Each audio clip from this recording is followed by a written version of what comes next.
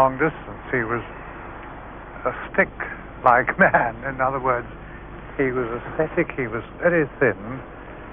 He had a sort of Lazarus-type appearance, bloodless. He had a rapier-like mind. He was very fanatical in his pursuit of Pakistan, but he didn't seem to be able to speak the language. He addressed his congregation in English. Not more than 0.5% could have understood English, but not a single man uttered a word. You couldn't hear a pin drop. Mr. Jinnah, wherever he went, was taken in royal processions. People would organize receptions, setting up huge canopies and organizing parties, receptions. The election split India. Congress did spectacularly well, but the League won nearly 90% of the seats reserved for Muslims.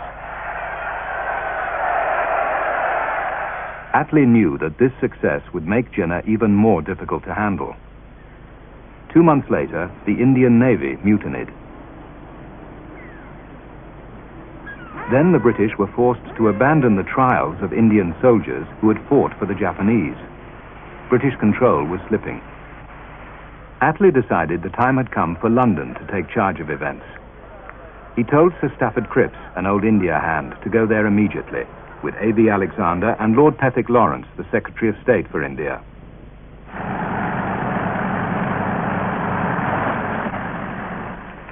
The Cabinet Mission arrived in March 1946. Their job, to secure a peaceful British exit. Almost any arrangement the Indians could agree on would do. Pethick Lawrence, at 75, was quickly dubbed Pathetic Lawrence. The Cabinet Mission hoped to safeguard British defense and trade worldwide. For that, Indian unity, one strong country, not partition into two, was the British aim. At New Delhi, the 3-member Cabinet Mission begins its historic quest to find a solution to India's political deadlock. One of the largest press conferences in Indian newspaper history, with reporters from many countries present, was held as a preliminary to the talks. Lord Pethick Lawrence, in his opening remarks, underlined the principles which would guide them during the talks. Britain's need was urgent. A weakened post-war Britain needed the Congress and the League to agree quickly on a transfer of power to Indian hands. The mission has declared that it has come with no set plan for action. Already invitations have been sent to all prominent political leaders, asking them to explain their points of view to the cabinet ministers. And as we go on the screen, prominent leaders are reported to be on their way to Delhi.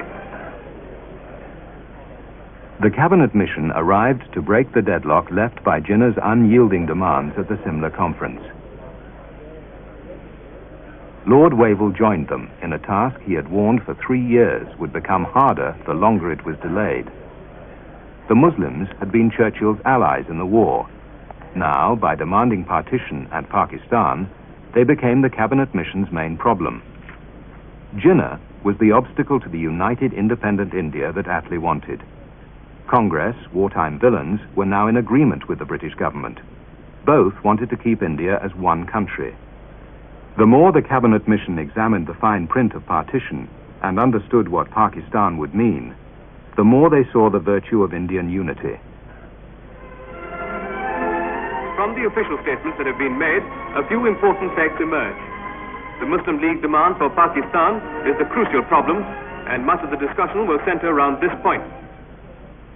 After sweating it out in the Delhi heat, the 3 Magi, as Wavell called them, withdrew to the cool hill station at Simla. There they met Gandhi, whose influence over the masses was still immense. Cripps made particular efforts to secure Gandhi's agreement, though by now he was not even a member of Congress.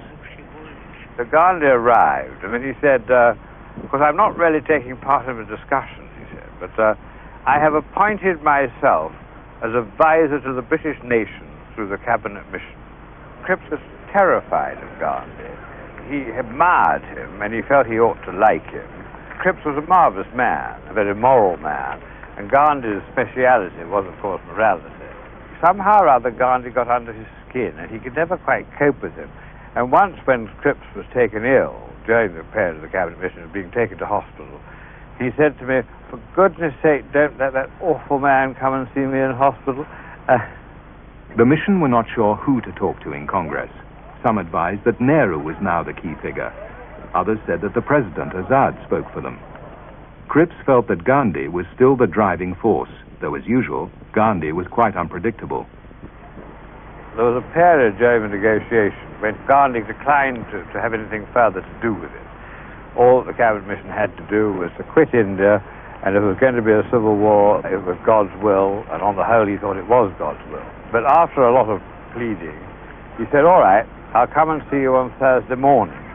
So he arrived at one of these kind of Sunningdale houses on the Viceregal estate, sat in a very English type of drawing room, sitting up on the sofa, and these three cabinet members, quite old they were, quite distinguished, had come 5,000 miles, sat facing him, and they started talking to him. And we went on for some time. They got no answer. Then he handed them a piece of paper. "This is my day of silence, but please go on talking."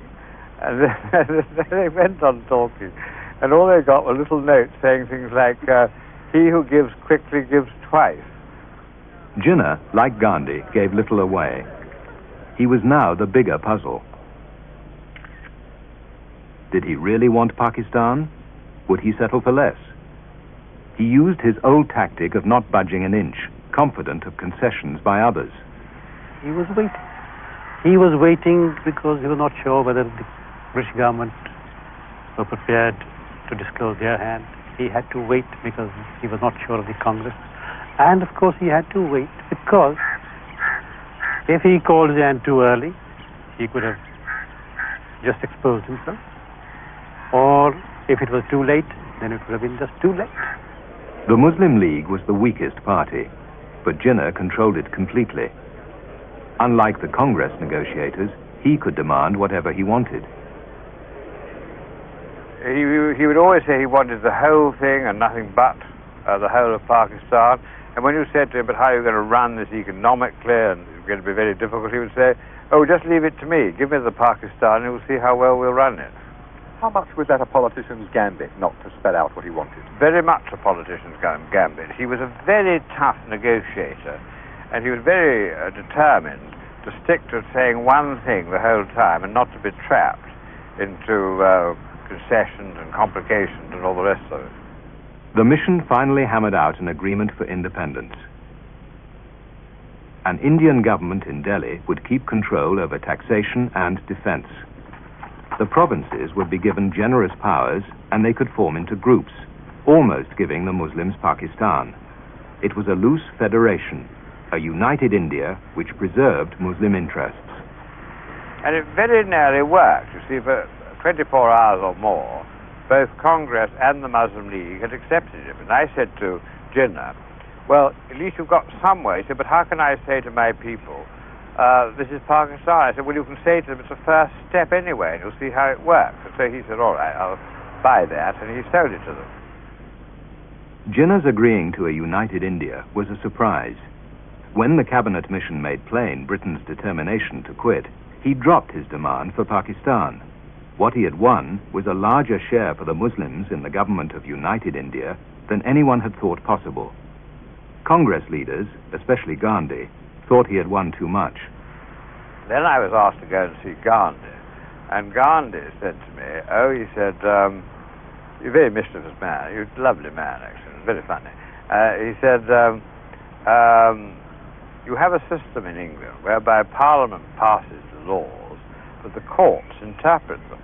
And they may say that what Parliament think they have passed is not at all what they have passed, and alter the law." He said, "Well," he said, "I've been applying my aged lawyer's brain to this document, and I don't think it means what the cabinet mission thinks it means." And then we knew we were done for.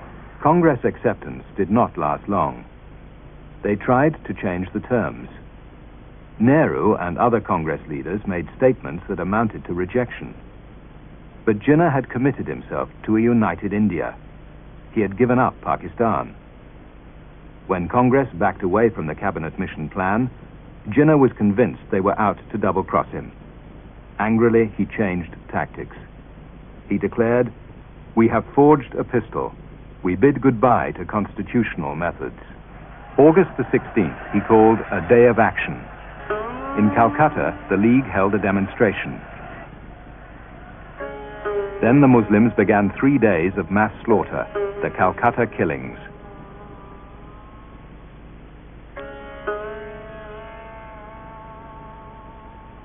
Hindu retaliation was swift and bloody.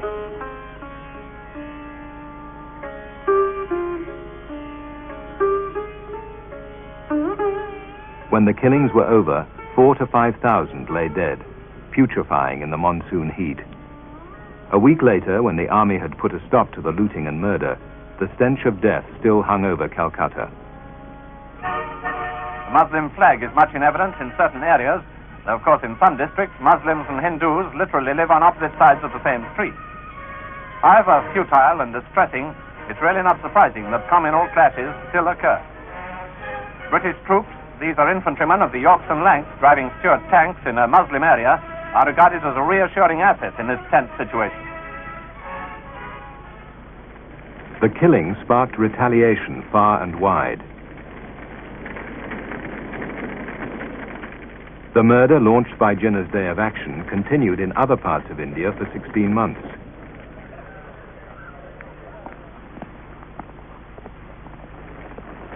Attlee knew that he had to propel India forward to independence before anarchy engulfed the whole country.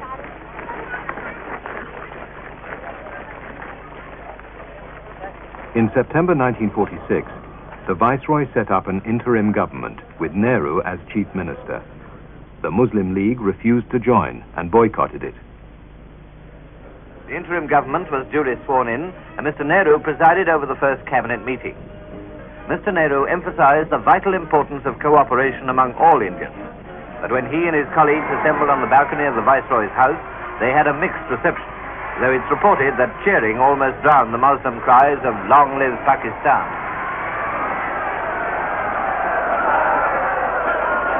The following month, the League reluctantly agreed to join.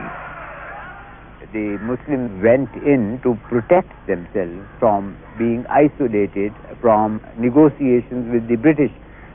It didn't go in a spirit of cooperation of running a smooth federal government of united India with the Hindus, because that would have been a complete negation of what we had always been saying is impossible. The Muslim League Minister Abdul Rab Nashtar was in charge of communications. Naturally, he wanted to be informed of what was going on inside the Congress party. The easiest way was for him to organize bugging at the telephone exchange. So the Muslim members of the interim government, or one of them at least, was bugging the telephones of a Congress member of the same government? Of all the Congress ministers, he had got all the telephones bugged. And I'm not sure whether even the Viceroy's telephone was not bugged by him.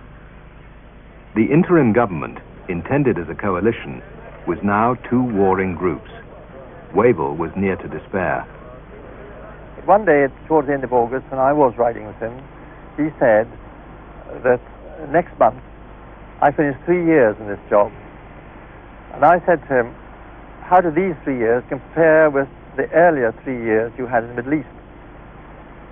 He said, there's no comparison. I knew something about that job. Did he really feel out of his depth like that? I think he was beginning to feel that the situation was getting beyond his resolution, his powers of resolving it. Do you think London felt that as well? Yes, I think London began to feel that too. And I don't know at what point they began thinking of a successor, but I would guess it was from that autumn. In December 1946, Attlee summoned the Viceroy and the Indian leaders to London in a desperate effort to get the League and Congress to cooperate. I am very happy that I am at this function, and already I had the opportunity of meeting some friends, and I might yet find more friends, but you give me no time to do anything else. The talks got nowhere. Attlee decided on drastic action. When this complete impasse had been reached, we decided that the only hope was to send out another viceroy. If we were putting all our faith in the possibility of persuading the Indian leaders to agree about the future of India, we had to send someone out with the personality that was most likely to achieve our objective. There were two telegrams. There was a first one which explained that there was going to be a new viceroy and certain of the practical details about it. And then they were cipher telegrams, of course. And then it said at the end, name follows in name in my following telegram. And then the follow-up telegram simply had the one word, Mountbatten. Her greatest imperial possession. Disaster loomed. The viceroy was dismissed. British troops and officials were barely able to keep control. Against Britain's will, India was being torn to pieces.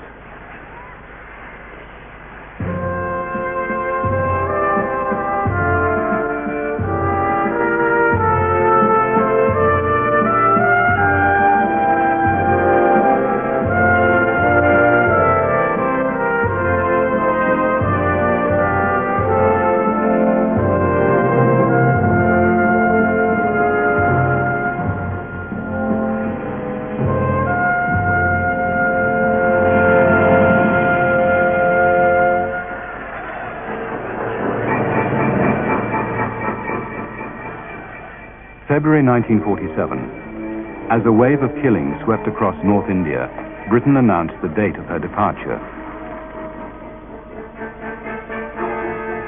The Raj would end in just 16 months. June 1948.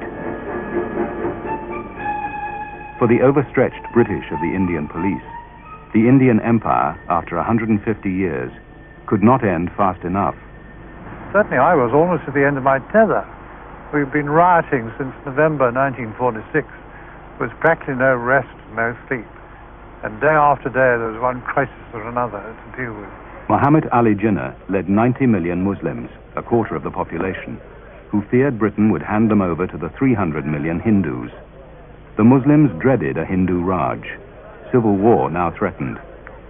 I felt that we were stretched to the limit of our resources, and my police were having to operate in such appalling conditions, and there were mob confrontations, and I got terribly worried about my police, because whereas before all this boiled up, it was anti-British, now they realized, the crowds realized that we were determined to grant independence, and it became virulently a case of hatred between the communities.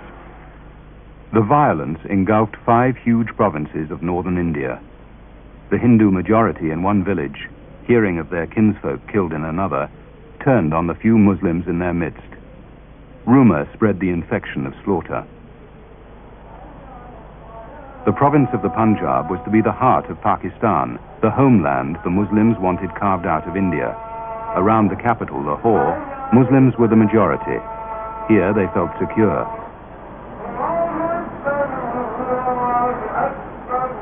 But the east of the Punjab was dominated by Sikhs. They had a warrior tradition and were close allies of the Hindus. Sikh fear of being swept into Pakistan now raised their hatred of Muslims to a frenzy. The smell of death hung over the Punjab. As the British prepared to go, the killing threatened to become organized mass slaughter. My Sikh and Hindu police were being singled out by the Muslim mobs for violence.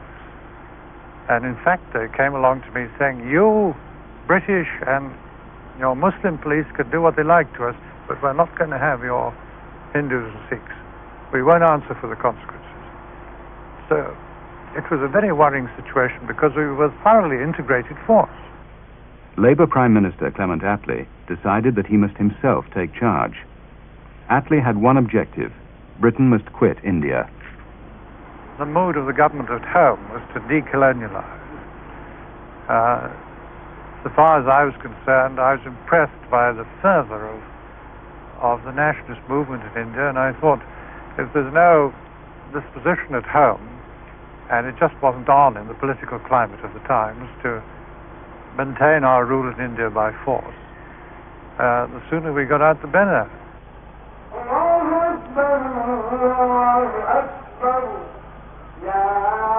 Britain's capacity to dominate India had been drained by 6 years of war. The British presence had been cut to the bone. Half the district officers were Indian now.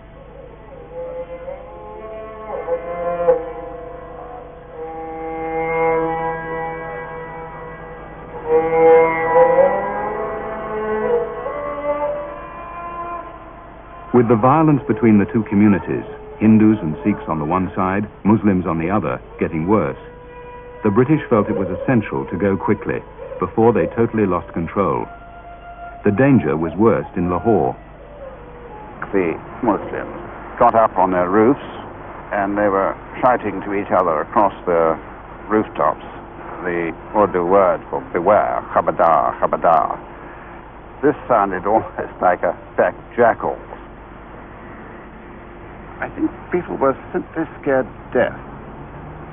People who had been living quite peacefully for many years, Muslims at one end of the street, Hindus or Sikhs at the other, they suddenly found they couldn't trust their neighbors.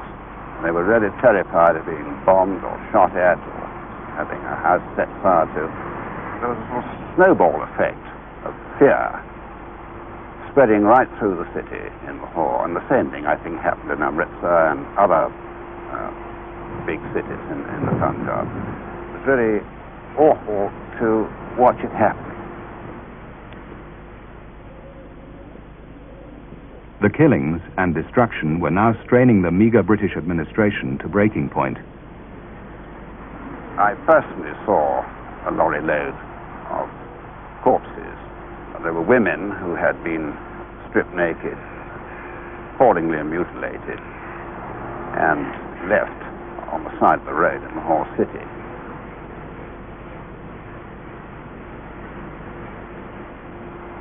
Since they were Muslim women, I could only assume that they had been murdered by Sikhs or Hindus.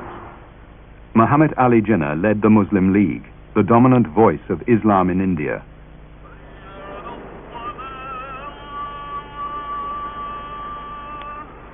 He demanded the partition of India to create Pakistan. The British had persuaded Jinnah to abandon his demand for Pakistan in return for a large share of power in a united India.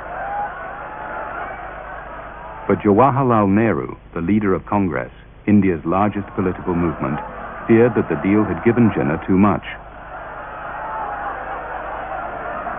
Congress backed away. Jinnah was furious. His Muslim supporters started the killings that threatened to destroy any solution. The British were now desperate to leave. Civil war was a near certainty unless Britain moved quickly. In December 1946, Attlee decided to appoint a new viceroy. His inspired choice took everyone by surprise. Lord Louis Mountbatten, cousin of the King, was appointed to end British rule in India. Mountbatten insisted on the time limit of just 16 months.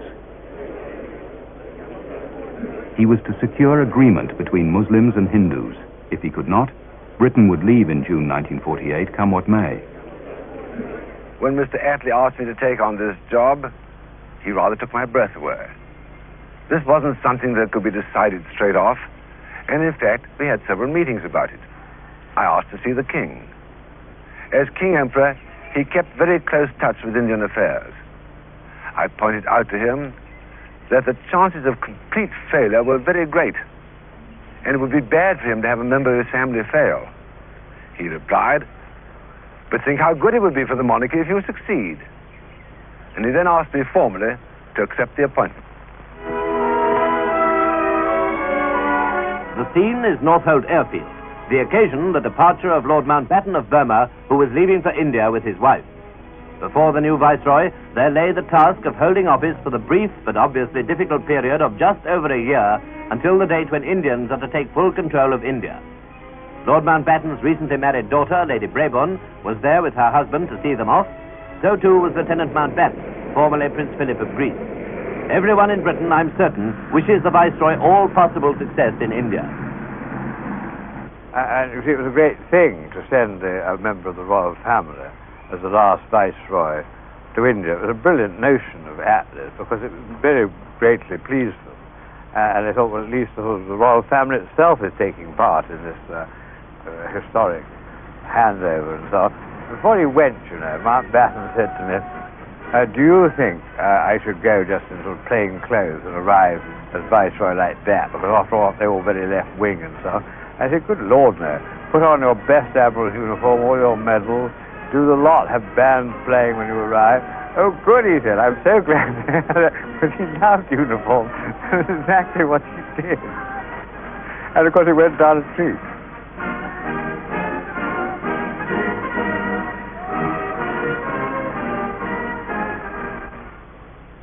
Mountbatten was one of the most ambitious people in the world. He was one of the most egoistical, too. He thought a great deal of himself. And above all, he wanted to do brilliantly. This was the apotheosis of his career, and he knew it. And he wasn't going to make a balls of it as he possibly could. And, of course, he didn't. He became really, I wouldn't say loved, but respected over and beyond the call of duty by most Indians, particularly by Nehru, who formed a very considerable attachment, not so much to him but to his wife, but nonetheless it helped. And no, I think he will be remembered as a most successful amateur politician.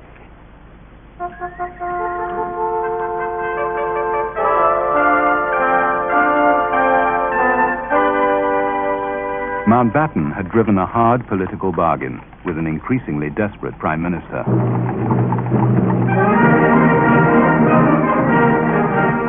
He had insisted on a free hand, the right to make decisions on the spot without reference to London.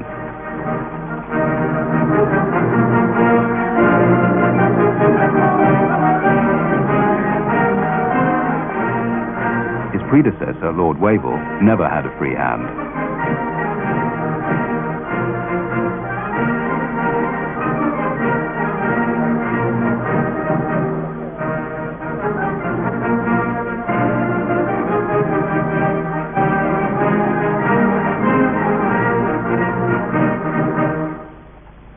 Mountbatten had been a senior war commander. Attlee banked on him to avert a disaster.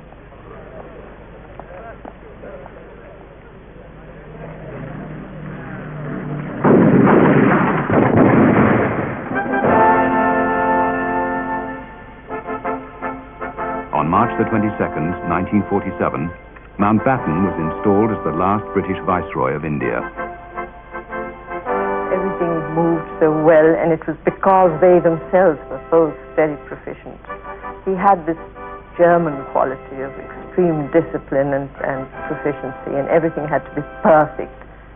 It was a very social household. There were dinner parties and drink parties, and we knew that it was the end of an era. Everybody in that house knew that when Mountbatten left, there was going to be prohibition, so that everybody was determined to drink the Viceroy's cellar dry, and that didn't make for a clear head early in the morning, except that Lord Louis, as we called him, and Lady Louis always were clear-headed and knew exactly what they were going to do with the rest of the day, and we would follow rather bleary-eyed and often muddled and do the best we could.